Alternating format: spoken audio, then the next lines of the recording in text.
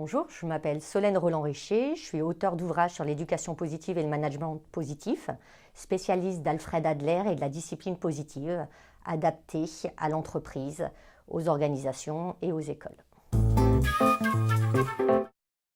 Alfred Adler était contemporain de Freud, donc le leadership positif, le management positif sont des thématiques à la mode aujourd'hui, mais qui ne sont pas nouvelles.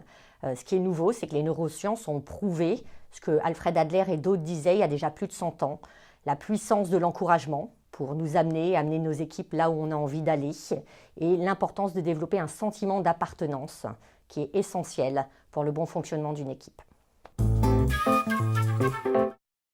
Dans cette formation, il va y avoir à la fois des activités interactives, à la fois des apports théoriques sur les neurosciences et le leadership adlérien, le leadership positif, et également des temps de réflexivité. Je vous propose tout de suite une activité interactive de discipline positive créée par Jen Nelson.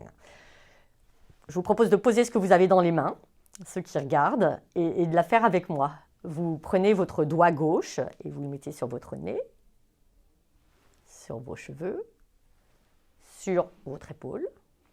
Puis vous faites un rond avec votre main droite et je vous propose de poser ce rond sur votre menton. Donc qu'est-ce qui s'est passé? Je vous ai demandé de le mettre sur le menton et je l'ai mis sur la joue. Et si tous les participants pouvaient se voir, vous verriez qu'à peu près 60% des personnes ont commencé par faire ce qu'ils voyaient, le mettre sur la joue.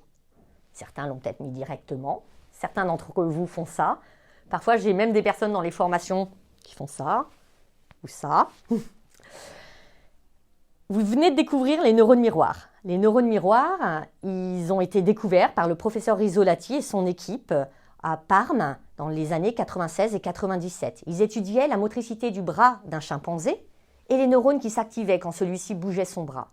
Et un jour, ils se sont rendus compte que ces neurones s'activaient de la même façon quand le chimpanzé bougeait le bras, mais quand un scientifique mangeait en bougeant son bras et que le chimpanzé le regardait. C'est pour ça que si là je bâille devant vous, certains d'entre vous vont bâiller à s'en décrocher la mâchoire, d'autres réprimer un bâillement, d'autres faire un demi-bâillement, d'autres sentir la fatigue. Mais dans tous les cas, en tant que leader de groupe, je vais avoir de l'influence à cause de ces neurones miroirs, de cette vague de neurones miroirs que je déclenche. Et du coup, qu'est-ce que ça veut dire? Ça veut dire qu'au XXIe siècle, l'exemplarité, ce n'est pas seulement une question de valeur. L'exemplarité, c'est une question d'efficacité managériale. Sciences Po.